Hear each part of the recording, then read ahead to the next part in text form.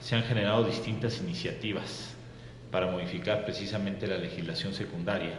y crear nuevas normas que reglamenten aspectos derivados del cambio del sistema procesal penal, complementarios desde luego al sentido del cambio de modelo. Así, por señalar algunos ejemplos destacados,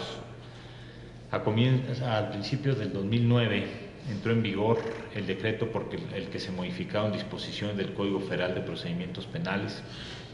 de la Ley Federal contra la Delincuencia Organizada, de la ley que establece las normas mínimas sobre readaptación social de sentenciados, del Código Penal Federal, de la Ley de la Policía Federal, de la Ley Orgánica de la Procuraduría General de la República, de la Ley Federal de Responsabilidades Administrativas de los Servidores Públicos y de la Ley Federal de Procedimiento Contencioso Administrativo. Derivado de lo anterior, la Procuraduría General de la República ha emitido algunos acuerdos para aplicar el instrumento criminalístico de la cadena de custodia y el de información de registro de detenidos. La necesidad estratégica de debilitar a las organizaciones criminales y vulnerar el arsenal de recursos materiales y financieros de que disponen se plasmó esencialmente en la Ley Federal de Extinción de Dominio, la cual permite declarar la pérdida de los derechos sobre los bienes de los miembros de la delincuencia organizada sin contraprestación y compensación para el propietario. Estamos conscientes, al igual que todos ustedes,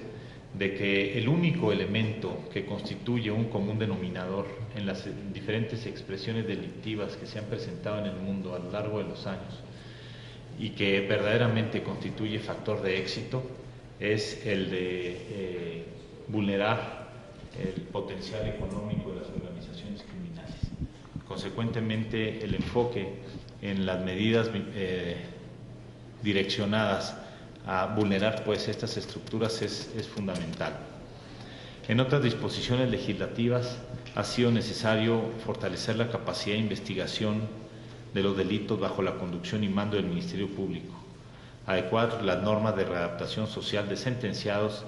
y dotar de salvaguardas legales y democráticas a mecanismos como la intervención de comunicaciones. Además, se ha aprobado una ley general para combatir el delito de secuestro y el presidente de la República ha propuesto al Congreso una estrategia integral, como ya lo mencionaba el secretario de Gobernación hace un rato, contra el lavado de activos. Todas estas medidas pretenden otorgar instrumentos a la reforma legal, a la reforma penal, en los dos sentidos mencionados anteriormente: aumentar la eficacia en la política de seguridad y ampliar el ejercicio de libertades y derechos ciudadanos.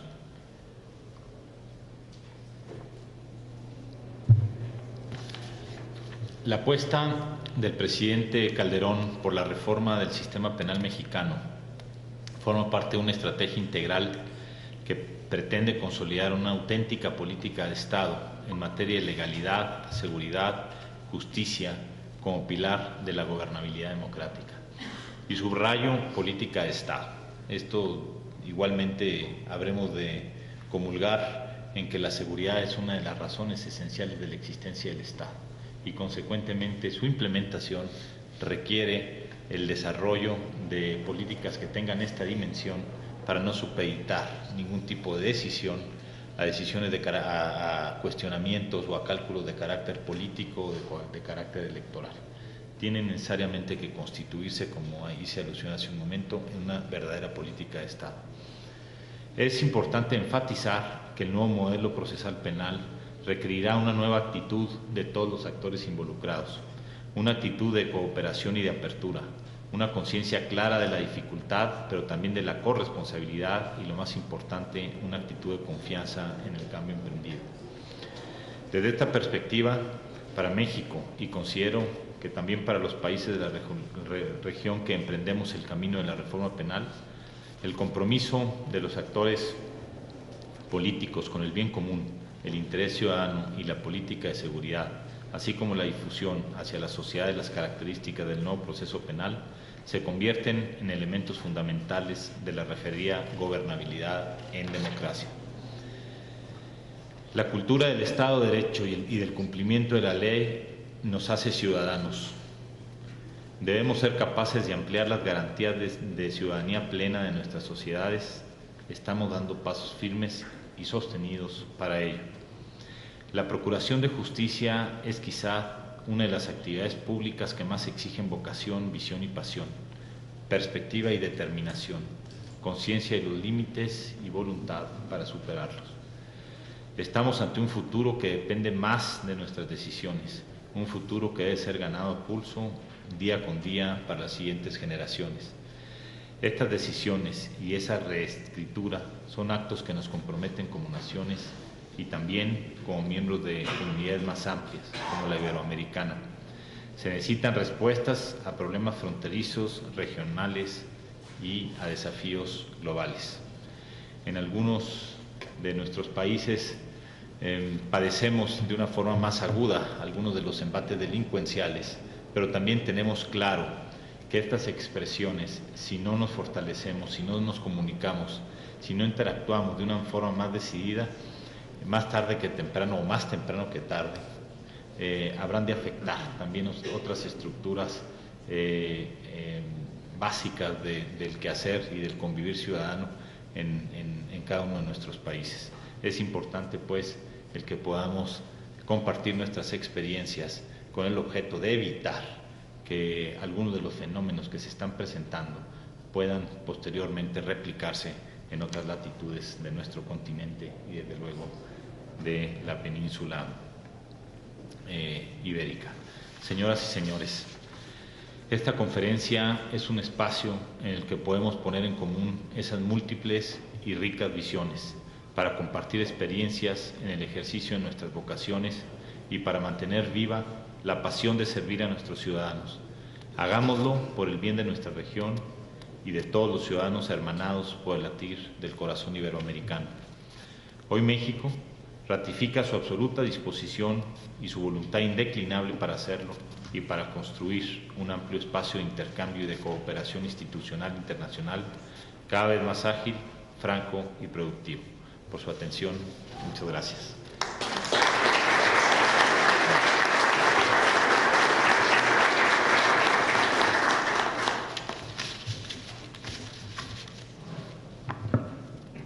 A continuación, le solicitaríamos a la Secretaría General el que procediéramos a la revisión de las líneas de reforma del proceso civil y de reforma del proceso penal.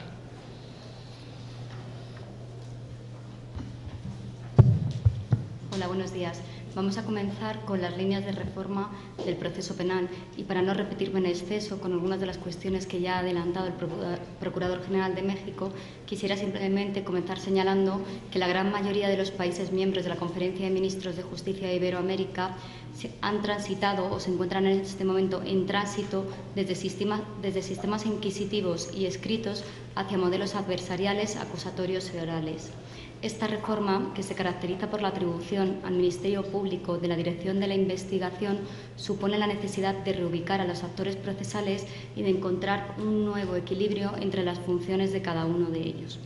La importancia de este cambio trasciende de las fronteras nacionales de cada uno de los Estados y esta circunstancia ha sido aprovechada por esta conferencia para constituirse en un lugar de encuentro para la reflexión, para el intercambio de experiencias y de buenas prácticas.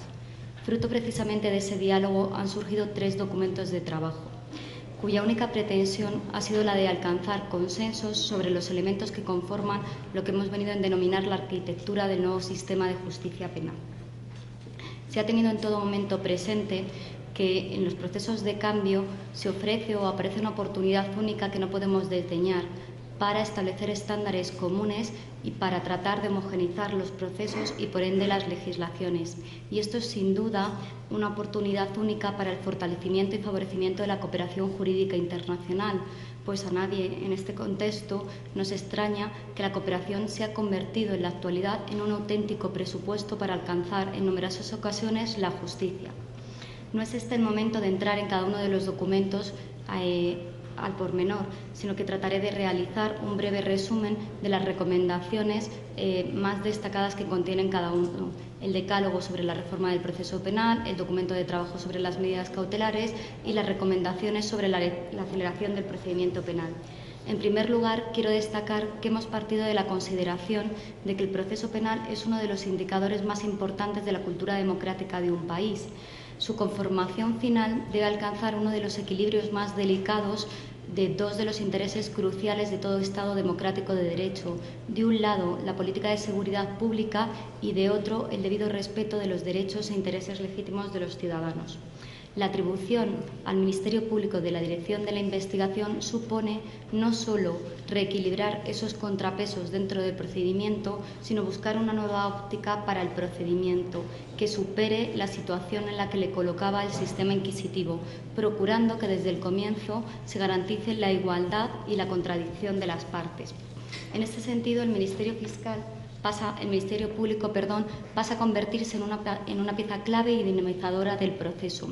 Ello significa que titulariza la acción y eso supondrá que a él le corresponderá obtener los elementos tanto para sostenerla como para ejercitarla, y a su vez supone como contrapartida que los jueces pasarán a ocupar una posición de garantes, con lo cual no podrán tomar ni la iniciativa ni tampoco podrán posicionarse ni redirigir las líneas y estrategias de investigación que en este momento corresponderán de modo exclusivo al Ministerio Público. A nadie se le escapa que esta nueva situación del Ministerio Público requiere del fortalecimiento de sus principios de organización y de funcionamiento, así como de su formación y de la dotación presupuestaria con la que cuenta. La implantación del modelo acusatorio tiene una contrapartida y conduce necesariamente al reconocimiento de un derecho de signo contrario al de la acusación, que no es otro que el derecho del sujeto sometido al proceso penal de hacer efectiva una defensa técnica durante todas las fases e instancias del procedimiento. Esto significa que el nuevo modelo convierte el derecho de defensa en un elemento legitimador tanto del procedimiento como de la sanción penal. Esto supone también la necesidad de fortalecer la Defensoría Pública para que cuente con la formación y los medios necesarios para poder hacer efectivo el derecho de la persona sometida a un proceso penal. El juicio oral pasará en este nuevo modelo a convertirse en el eje técnico y político del nuevo diseño, porque en él se garantiza plenamente la inmediación y la contradicción, y también porque él supone una garantía en sí mismo del derecho de defensa. Esto significa que la fase intermedia deberá constituir un verdadero juicio de acusación, evitando que al mismo lleguen acusaciones infundadas sin adelantar pronunciamientos que corresponden a un momento posterior a la celebración del juicio oral. En cuanto a los derechos de las víctimas, deben fortalecerse, especialmente aquellos relativos a la información y la participación, lo que favorece el modelo adversarial.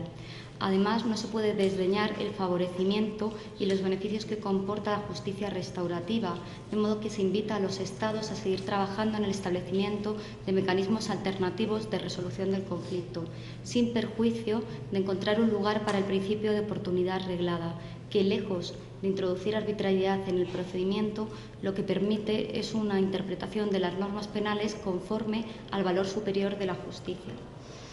Entre las recomendaciones también destacan algunas relativas al fortalecimiento del sistema penal en relación con los delitos más comunes, de menor importancia pero probablemente los más significativos en cantidad, y esto supone una disminución del impacto de la delincuencia en el conjunto de la sociedad. Para ello,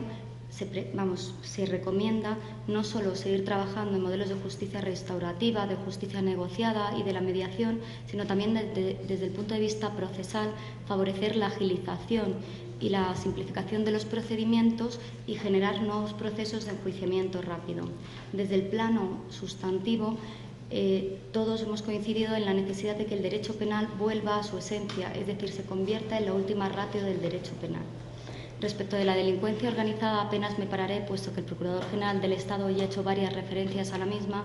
y en los grupos de trabajo se ha hecho hincapié en la necesidad de seguir trabajando en los mecanismos reforzados de cooperación, particularmente en la extradición simplificada y en el favorecimiento de los equipos conjuntos de investigación. Pero no podemos olvidar la relevancia que han adquirido en este momento y la eficacia que han demostrado otros instrumentos relativos a la desarticulación financiera de la delincuencia organizada. Y en este sentido, uno de los documentos que solo ha alcanzado el nivel de documento de trabajo contiene nuevas fórmulas o aquellos fines que en la actualidad también consiguen las medidas cautelares y que favorecen precisamente esa desarticulación financiera que es tan exitosa en la actualidad para combatir la lacra de la lucha organizada. Una de las últimas recomendaciones a las que muy brevemente quiero hacer referencia es